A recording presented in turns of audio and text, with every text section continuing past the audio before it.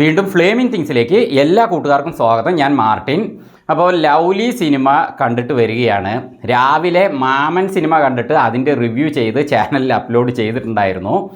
അപ്പോൾ ഈ ചാനലിൽ വീഡിയോകൾ കാണുന്നവർ ഒരു ലൈക്കൊക്കെ കൊടുത്ത് ഞങ്ങളെ പ്രോത്സാഹിപ്പിക്കാം. അതേപോലെ എനിക്ക് സിനിമ കാണുമ്പോൾ എന്ത് അഭിപ്രായമാണോ എനിക്ക് റിയലായിട്ട് തോന്നുന്നത് അത് തന്നെയാണ് ഞാൻ വീഡിയോ ആയിട്ട് ചെയ്യുന്നത്. അപ്പോൾ നിങ്ങൾ മറ്റുള്ള റിവ്യൂ വീഡിയോകളൊക്കെ കാണുന്ന പോലെ നമ്മുടെ വീഡിയോയും കണ്ടു നോക്കുക. അപ്പോൾ നിങ്ങൾക്ക് തീർച്ചയായിട്ടും സിനിമയ്ക്ക് പോകുന്ന കാര്യത്തിൽ ഒരു നല്ല തീരുമാനം ലഭിക്കും എന്ന് നമ്മുടെ ഈ ചാനലിലെ വീഡിയോകൾ കാണുമ്പോൾ ലഭിക്കും എന്ന് ഞാൻ വിശ്വസിക്കുന്നു. കാരണം ഞാൻ റിയലായിട്ടുള്ള കാര്യങ്ങൾ ഫാൻ ബേസിലോ ഒന്നും അല്ലാതെ എൻ്റെ ഇഷ്ടമാണ് വീഡിയോയിലൂടെ പറയുന്നത്.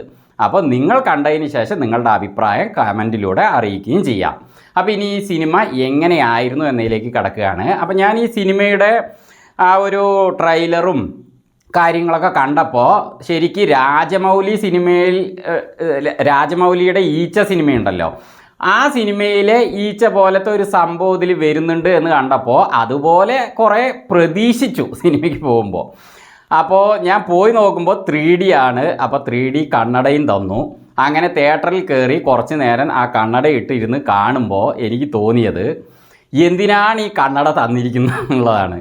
കാരണം ആ കണ്ണട ഇല്ലാതെ സാധാരണ സിനിമയായിട്ട് തന്നെ ഇത് കാണാമായിരുന്നു എന്ന് തോന്നിപ്പോയി. കാരണം 3D എഫക്റ്റ് ഒന്നും അത്രയ്ക്ക് വർക്കൗട്ടായിട്ടില്ല. അതേപോലെ തന്നെ ഈച്ചയെ ആ CGIയിൽ ആ ഗ്രാഫിക്സിലൊക്കെ കാണിക്കുമ്പോൾ പലപ്പോഴും ഒരു ബ്ലറായിട്ട് ഒരു ഇരുട്ട് പോലെ അങ്ങനെയൊക്കെ പല സ്ഥലങ്ങളിലും വരുന്നുണ്ട്. എന്നാൽ ചില സ്ഥലങ്ങളിൽ നന്നായിട്ട് ആ ഈച്ചേനെ അവർ കാണിച്ചിട്ടുണ്ട് ഗ്രാഫിക്സിൽ കേട്ടോ, അത് നന്നായിട്ടുണ്ട്. പക്ഷേ 3D എഫക്റ്റ് ഒന്നും അതുകൊണ്ട് ഈ ഈച്ചയ്ക്കോ അല്ലെങ്കിൽ ഈ സിനിമയിലെ മറ്റു കാര്യങ്ങൾക്കോ ഒന്നും വർക്കൗട്ടായിട്ടില്ല.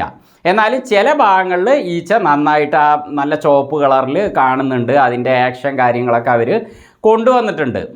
അപ്പോൾ ഈ സിനിമ എങ്ങനെയായിരുന്നു എന്ന് പറയുകയാണെങ്കിൽ ഈ സിനിമയുടെ ഡയറക്ഷൻ അതുപോലെ കഥയൊക്കെ എഴുതിയിരിക്കുന്നത് ദിലീഷ് കരുണാകരനാണ്. അപ്പോൾ ഈ ദിലീഷ് കരുണാകരൻ എഴുതിയിരിക്കുന്ന ഈ കഥയുടെ പ്രത്യേകത എന്താണെന്ന് വെച്ചാൽ, നമ്മളൊരു വീട് പണിയുമ്പോൾ അല്ലെങ്കിൽ ഒരു ബിൽഡിംഗ് പണിയുന്ന സമയത്ത് നമ്മൾ ആദ്യം ചെയ്യുന്നത് എന്താണ്? ഒരു ഫൗണ്ടേഷൻ ഇടില്ലേ, ഒരു അടിത്തറ പാകില്ലേ. അടിത്തറ പാകാതെ നമ്മൾ വീട് പണിത എന്താ സംഭവിക്കുക? അങ്ങനത്തെ ഒരു അടിത്തറ ഇല്ലാത്ത രീതിയിലുള്ളൊരു കഥയാണ് ദിലീഷ് കരുണാകരൻ എഴുതിയിരിക്കുന്നത്. അങ്ങനെയാണ് എനിക്ക് ഈ സിനിമ ആദ്യം മുതൽ അവസാനം വരെ കണ്ടിട്ട് തോന്നിയത്. അത് തന്നെയാണോ നിങ്ങൾക്ക് തോന്നിയതെന്ന് സിനിമ കണ്ടിട്ടുണ്ടെങ്കിൽ നിങ്ങൾക്ക് അഭിപ്രായം അറിയിക്കാം. അപ്പോൾ എന്താ പ്രശ്നം എന്ന് വെച്ചാൽ, ഇതിൽ ഒരു സ്ഥായിയായ ഒരു കഥയില്ല. ഒരു ബലമായിട്ട് ഒരു ആണിവേരായിട്ട് ഒരു സംഭവം അതുമായി ബന്ധപ്പെട്ട് കുറേ സെൻറ്റിമെൻറ്റ്സ് അങ്ങനെയല്ല ഈ സിനിമ പോകുന്നത്. ഇതിൽ ഹീറോ ആയ തോമസ് മാത്യുവിൻ്റെ കഥാപാത്രം ബോണി ബേബി, അതേപോലെ ഈച്ചയുടെ കഥാപാത്രം ലവ്ലി. ഈ ഈച്ച ആരാ, എന്താണ് ഈച്ചയ്ക്ക് പിന്നിലുള്ള കാര്യങ്ങൾ, അതൊന്നും ഒരു വ്യക്തമായ ഒരു കാരണം ഇതിൽ കാണിക്കുന്നില്ല. ഇതിലൊരു കാരണം കാണിക്കുന്നുണ്ട്, പക്ഷെ ആ കാരണമൊന്നും ഇതിൻ്റെ നമുക്ക് കാണുമ്പോൾ ഒരു തൃപ്തമായ കാരണമല്ല.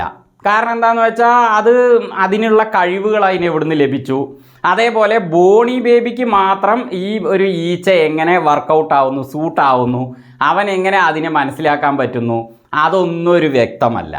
അതേപോലെ ഇതിൽ മനോജ് കെ ജയനുണ്ട്. അദ്ദേഹത്തിൻ്റെ ഫാമിലിയുമായി ബന്ധപ്പെട്ട് വേറൊരു സംഭവം നടക്കുന്നു. ഇതിൽ പ്രശാന്ത് മുരളിയുണ്ട്. അങ്ങേർക്കൊരു ചവറ് സംഭവമുണ്ട്, ഒരു പോക്രിത്തരമുണ്ട്, അതൊരു വഴിക്ക് നടക്കുന്നു.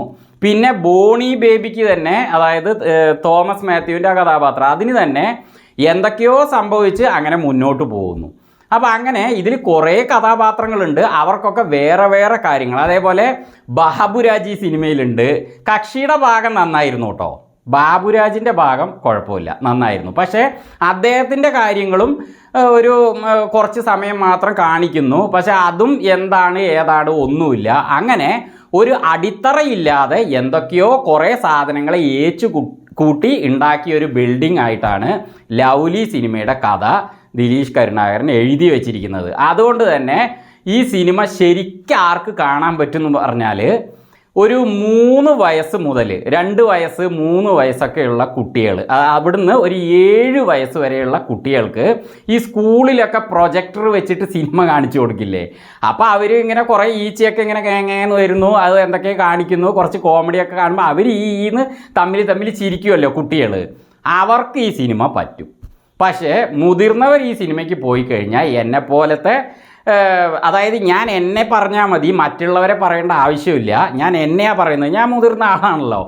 എന്നെപ്പോലെയുള്ള ആളുകൾ പോയി കഴിഞ്ഞാൽ ഈ സിനിമയിൽ കുറേ സംശയങ്ങളും ചോദ്യങ്ങളും വരും. ഇതെന്താ ഇങ്ങനെ ഒരു കഥ, ഒരു കഥയ്ക്ക് ഒരു ബലമില്ലല്ലോ എന്നൊക്കെ തോന്നിപ്പോവും. കാരണം കുട്ടികൾ അതൊന്നും ചിന്തിക്കില്ല, അവർ എന്തൊക്കെ കാണുന്നു, ഒരു രസം അങ്ങനെ പോകുന്നല്ലാതെ. പക്ഷെ ഒരു കാര്യം പറയട്ടോ, ഇന്നത്തെ ന്യൂജൻ കുട്ടികൾ ചിലപ്പോൾ ചോദ്യം ചോദിച്ചെന്നിരിക്കും. അവരൊക്കെ ഈ വീഡിയോ ഗെയിമും മറ്റത് മറിച്ചൊക്കെ ഇതെന്താ ഇങ്ങനെ എന്ന് ചോദിച്ചെന്നിരിക്കും. അപ്പോൾ അവർക്കേ ഈ സിനിമ സൂട്ടാവുള്ളൂ എന്നാണ് എനിക്ക് വ്യക്തിപരമായിട്ട് തോന്നിയത്. അത് എൻ്റെ അഭിപ്രായമാണ്. നിങ്ങൾ കാണുമ്പോൾ ചിലപ്പോൾ അല്ല എന്ന് തോന്നുകയാണെങ്കിൽ അത് നല്ലതാണ്. അത്രേ എനിക്ക് പറയാൻ പറ്റുള്ളൂ. ഭാഗ്യമാണ്, അത്രേ എനിക്ക് പറയാൻ പറ്റുള്ളൂ.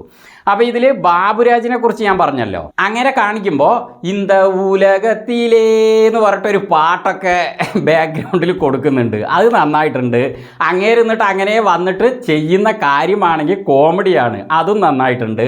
അങ്ങേർക്ക് ഇതിൽ ഒരു ആക്ഷനൊക്കെ കൊടുത്തിട്ടുണ്ട്, അതും കുഴപ്പമില്ല, നന്നായിട്ടുണ്ട്. അപ്പോൾ ബാബുരാജിൻ്റെ ഭാഗം ഓക്കെ. പിന്നെ ഇതിൽ ബോണി ബേബി കഥാപാത്രവും ലൗലിയും തമ്മിലുള്ള ആ ഒരു സംഭവങ്ങളിൽ കുറച്ച് ടൈം ഇവർ തമ്മിൽ മീറ്റ് ചെയ്യാത്ത സമയം വരുന്നുണ്ട്. ആ സമയത്ത് നമുക്ക് ആ ഈച്ചയോട് ഒരു ആകാംക്ഷ, ഒരു കൗതുകം, ഒരു താല്പര്യം, അതായത് ഒരു സെൻറ്റിമെൻറ്റ്സ് അതൊക്കെ തോന്നിപ്പിക്കാൻ ഈ ഒരു ഭാഗത്ത് കഴിഞ്ഞിട്ടുണ്ട്. അതില്ല എന്ന് പറയാൻ പറ്റില്ല.